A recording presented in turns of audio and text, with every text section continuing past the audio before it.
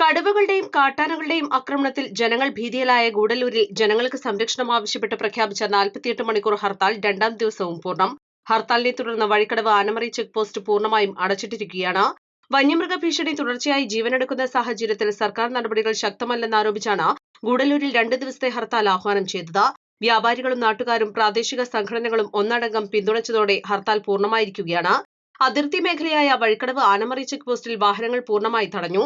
അതിനിടെ മരണം പോലുള്ള ഒഴിവാക്കാനാവാത്ത അടിയന്തര സാഹചര്യങ്ങളിൽ വരുന്ന വാഹനങ്ങളെ മാത്രമാണ് ചെക്ക് പോസ്റ്റ് കടത്തിവിടുന്നത്. 48 മണിക്കൂർ ഹർത്താലിന്റെ ഭാഗമായിട്ട് ഇന്ന് രാത്രി തമിഴ്നാടിന്റെ ഒരു മുൻകരുതൽ എന്ന നിലയ്ക്ക് ഇവിടെ താൽക്കാലികമായിട്ട് അടച്ചു നടക്കുന്നുണ്ട്. ഇവിടെ വഴിക്കടവ് തന്നെ മേലക്ക് കയറ്റി വിടുന്നില്ല. അവിടുത്തെ പോലീസുകാർ വന്നോട് പറഞ്ഞാണ് ഇവിടെ തമിഴ്നാട് പോലീസ് വന്നോണ്ട് ഇവിടെ വന്നിട്ട് പറഞ്ഞു അല്ലേ. അപ്പൊ ഇവിടെ വൈക്കടവ് ആനമറി ഫോറസ്റ്റ് ചെക്ക് പോസ്റ്റിൽ തന്നെ തിരിച്ചുവിടാണ് അല്ലേ വണ്ടികൾ മുഴുവൻ. പോകേണ്ട ആളുകള് താമരശ്ശേരി വഴിക്ക് പോവാണ് നന്നാവുക. പക്ഷെ താമരശ്ശേരി പോവാണെങ്കിലും തമിഴ്നാട്ടിൽ കടത്തി വിടൂലല്ലോ. അല്ല, തമിഴ്നാട്ടിൽ കടക്കാറില്ല, മൈസൂർ ഭാഗത്ത് പോകാൻ വേണ്ടിയില്ലല്ലോ.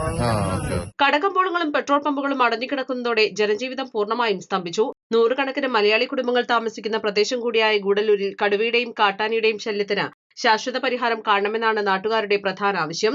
East Live, Edakkara. തവണകളായി പണമടിച്ച് പണിക്കൂലിയില്ലാതെ സ്വർണ്ണാഭരണങ്ങൾ സ്വന്തമാക്കൂ. 1000 രൂപയോ അതിന്റെ ഗുണിതങ്ങളോ മാസത്തവണകളായി അടയ്ക്കാവുന്നതാണ്.